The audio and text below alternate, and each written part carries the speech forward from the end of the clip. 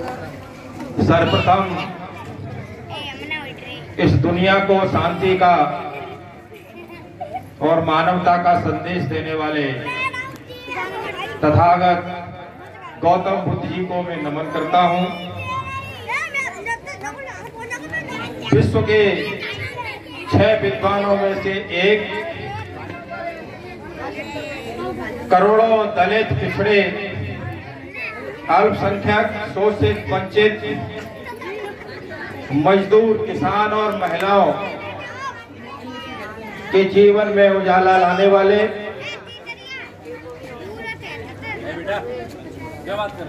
भारत ही नहीं विश्व के रत्न, संविधान के रचयिता बाबा साहब डॉक्टर भीमराव अंबेडकर जी को मैं नमन करता हूं। बाबा साहब की 132वीं जयंती के शुभ अवसर पर बहुजन समाज में जन्मे गुरु, संत, महापुरुष ईवी रामास्वामी पेरियार जी, ज्योतिबा फूले जी, सावित्रीबाई फूले जी, संत कबीरदास, संत रैदास, संत गाडगे महाराज, ललई सिंह यादव जी, कबीरदास जी, राम स्वरूप वर्मा जी, जगदेव प्रसाद कुशवाहा जी के साथ ही साथ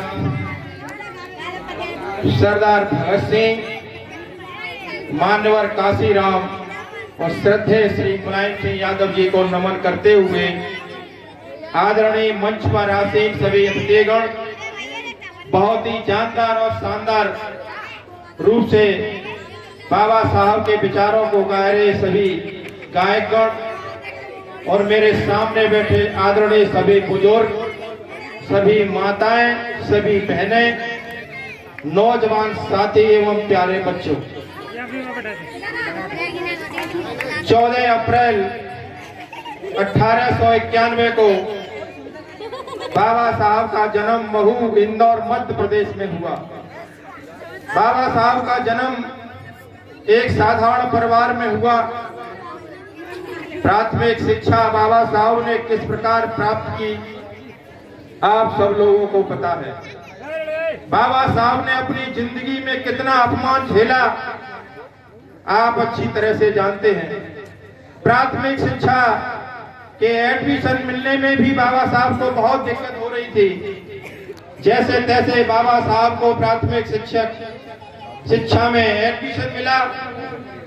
जब वहां के शिक्षकों को ये पता चला कि ये तो बच्चा दलित समाज का है, महार जाति का है, तो टीचरों ने कहा कि इसकी किताब पट्टी को हम नहीं छू सकते हैं। जब वहां के पढ़ने वाले बच्चों को पता चला कि ये बच्चा अछूत है, दलित है, इसके साथ हम बैठ नहीं सकते हैं, तो टीचरों ने मिलकर और बच्चों ने मिलकर के ये तय किया कि अगर तुम्हें पढ़ना है तो अपना टाट पट्टी लेकर के आना होगा और जहां बच्चे बैठे हैं उससे पीछे जहां बच्चों के जूता और चप्पल करते हैं वहां बैठ करके आपको पढ़ना होगा। उस बच्चे की हालत क्या होगी जिस बच्चे से ये कह दिया जाए कि कक्षा में तुम्हें वहां बैठना है या जूते और चप्पल उतरेंगे। लेकिन धन्य है बाबा साहब कि बाबा साहब ने इतना अपमान और बेइज्जती झेलकर और शिक्षा पाई। प्राथमिक शिक्षा पूरी होने के बाद, मैट्रिक शिक्षा पूरी होने के बाद बाबा साहब स्कॉलरशिप लेकर के विदेश में चले गए और बाबा साहब ने वहां जाकर के दिन रात एक करके पढ़ाई की। बाबा जानते थे कि अपने लोगों का उत्थान कैसे हो सकता है। बाबा साहब का एक ही कहना था कि बिना शिक्षा से मैं अपने लोगों का उत्थान नहीं कर सकता हूं।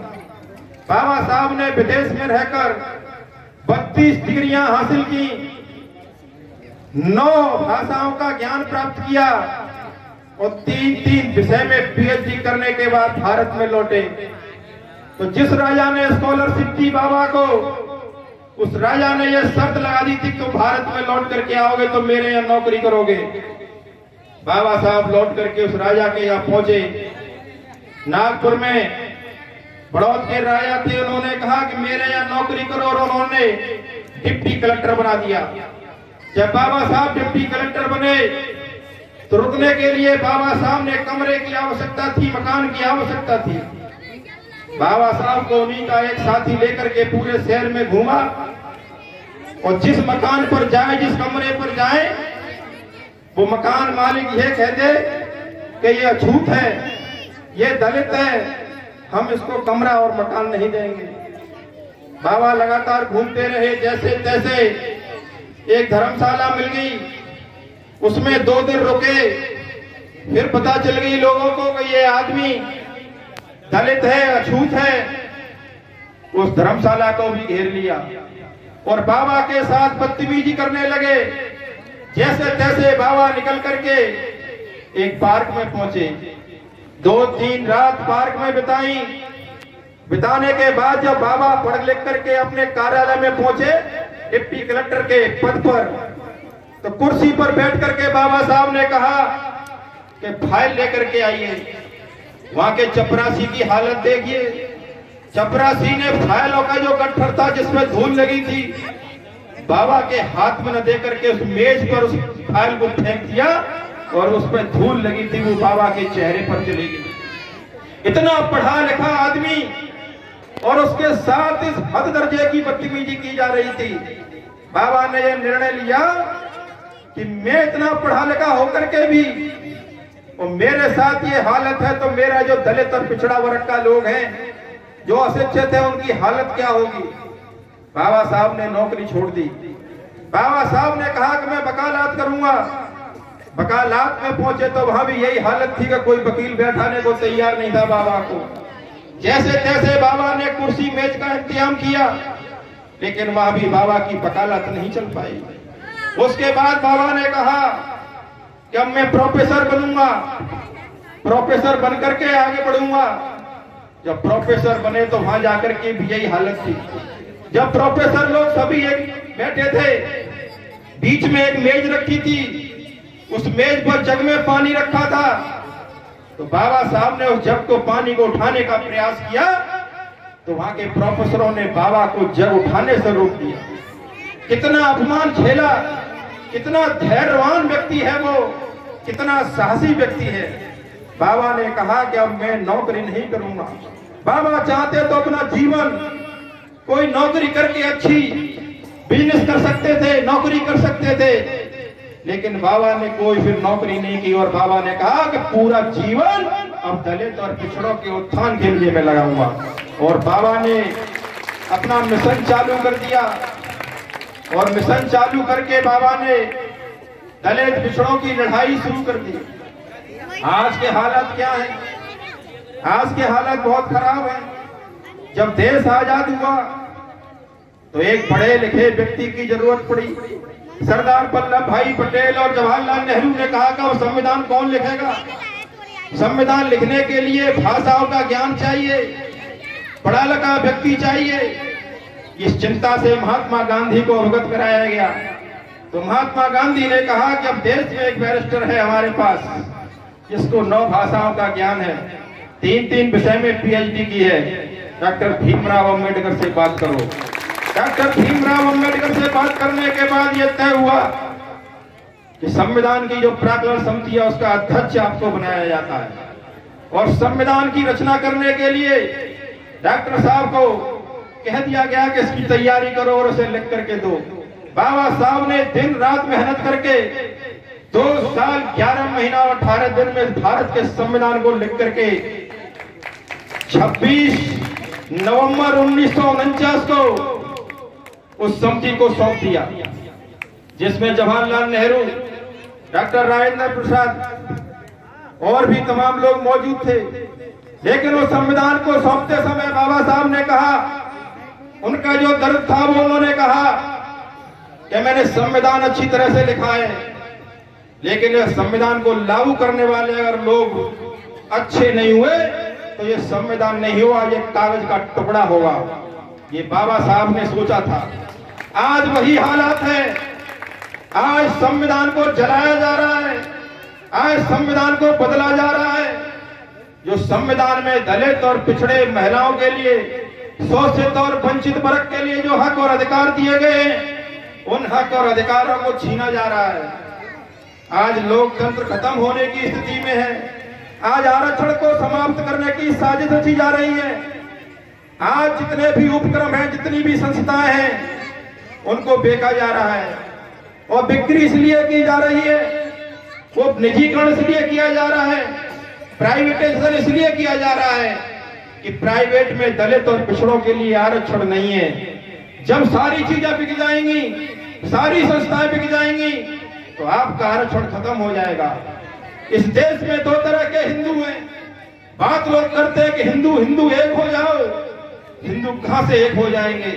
पहले आपने हिंदुओं को 4 वर्णों में बांट दिया, और 4 वर्णों में बांट करके इस देश का सत्यानाश कर दिया। और 4 वर्णों में बांट करके भी आपको चैन नहीं पड़ा। फिर 6743 जातियों में बनाकर बांट करके जातियों के साथ अन्याय, अत्याचार और शोषण करने का आपने काम किया। और आज आप कहते हो कि हिंदू एक हो जाओ। बाबा साहब ने कहा कि ऐसा धर्म किसी काम का नहीं जिस धर्म में ऊंच हो, नीच हो, छुआछूत हो, असमानता का भाव हो, जिसमें जाति देख करके लोगों का शोषण किया जाता हो। आज तमाम कथा भागवतें हो रही हैं, बड़े बड़े कथावाचक कह रहे हैं कि देश का हिंदू राष्ट्र बना दो, हिंदुस्तान को हिंदू राष्ट्र बना दो। बाबा साहब ने कहा था कि ये देश पंथ निरपेक्ष देश है। अगर देश ये हिंदू राष्ट्र बनेगा तो ये देश के लिए अभिशाप होगा, और किसी भी सूरत में ये देश हिंदू राष्ट्र नहीं बनना चाहिए। ये बाबा साहब का ऐलान था। साथियों, आज बात करते हैं आरक्षण की। जब आरक्षण की बात आती है तो एक वर्ग के लोग आरक्षण का विरोध करते हैं, हिंदू हिंदू का विरोध कर रहा है। एक तरफ आरक्षण के विरोधी हैं, एक तरफ आरक्षण के समर्थक हैं, और जो समर्थक हैं वो चुप हैं, और जो आरक्षण का विरोध करते हैं वो समय समय पर आरक्षण को समाप्त करने का ऐलान करते रहते हैं। आज मैं कुबेरपुर में आप लोगों से कहना चाहता हूं कि ज्यादा न कर पाओ तो आरक्षण के जितने लोग समर्थक हैं वो तो कम से कम एक होकर के इस आरक्षण की लड़ाई को लड़ो। ये आरक्षण समाप्त हो गया तो हालत बड़ी खराब हो जाएगी। आज माननीय काशीराम जी कहते थे कि जिसकी जितनी भागीदारी उतनी उसकी हिस्सेदारी। आज देश में दलित और पिछड़ों को मिला लो तो 70% है, अल्पसंख्यक मिला लो तो 85% है, और आधी आबादी महिला को मिला लो तो आज 90% है। आज हमें हिस्सेदारी कहां मिल रही है? सुप्रीम कोर्ट में चले जाइए, सुप्रीम कोर्ट में 36 जज हैं। 36 जज में केवल एक एससी वर्ग का है और एक केवल बैकवर्ड का है। 34 जज एक ही वर्ग के हैं। कहां आपको न्याय मिल रहा है? कहां आपके वाइस चांसलर हैं? कहां आपके पास आईएएस हैं? कहां आपके पास आईपीएस हैं? पिछड़े और दलितों की हालत इस देश में जहां 80% 85% है, वही नौकरियों में यहाँ 10 से 12% है। हम चाहते हैं, सरकार से मांग करते हैं दलित और पिछड़े वर्ग के लोग कि देश की सरकार से जातीय जनगणना कराइए। जातीय जनगणना होगी तो हमें पता चलेगी कि हम आज किस स्थिति में हैं देश में। इसलिए जाति गणना से हमें हक और अधिकार मिलने का काम होगा। बाबा साहब ने बस यही कहा था कि तुम्हारा उत्थान किसी मंदिर में जाने से नहीं होगा, किसी पूजा पाठ में नहीं होगा। तुम्हारा अगर उत्थान होगा तो केवल शिक्षा से होगा। बाबा साहब ने कहा कि शिक्षित बनो, संगठित रहो और संघर्ष करो। ये बाबा साहब ने कहा। बाबा साहब ने कहा कि शिक्षा बच्चों को दिलवाइए, चाहे जमीन बेच दो, चाहे मकान बेच दो, चाहे बर्तन बेच दो, चाहे भूखे रह लो, चाहे मकान न बने, चाहे पूजा पाठ कम कर दो, रिश्तेदारियों में आना जाना कम कर दो, चाहे पैरों में जूते न हो लेकिन हाथ में किताब होना जरूरी है। ये बाबा साहब ने कहा।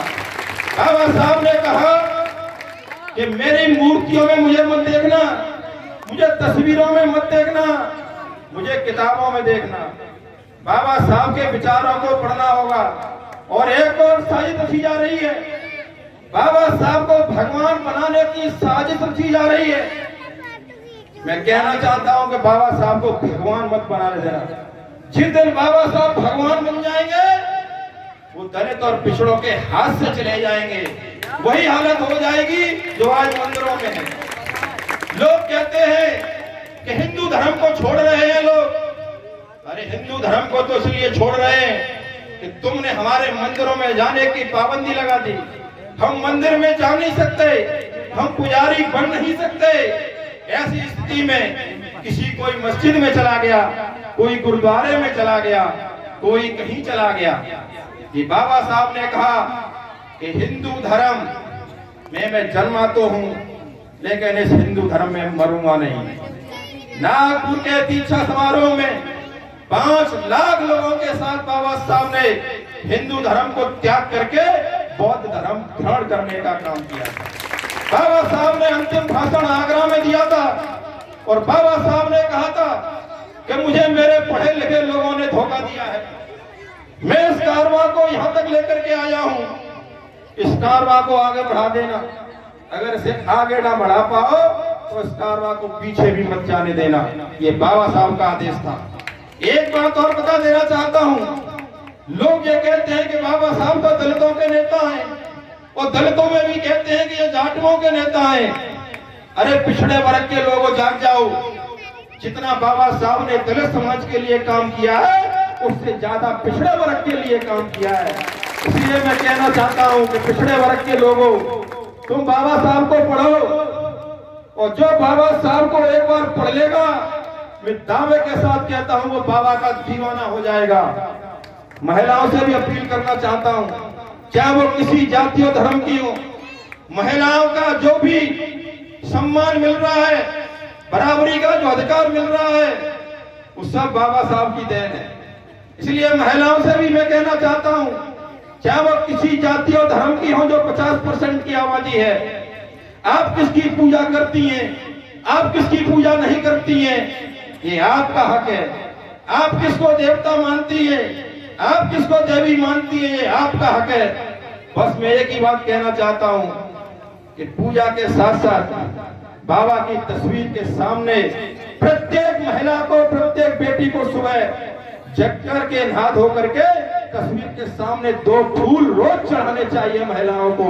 ये है बाबा साहब का सपना। बाबा साहब का सपना भी अधूरा है। बाबा साहब का सपना पूरा करने के लिए दलित, पिछड़े, शोषित और वंचित के लोगों को आगे आना होगा। बाबा साहब ने बहुत काम किया है लोगों के लिए।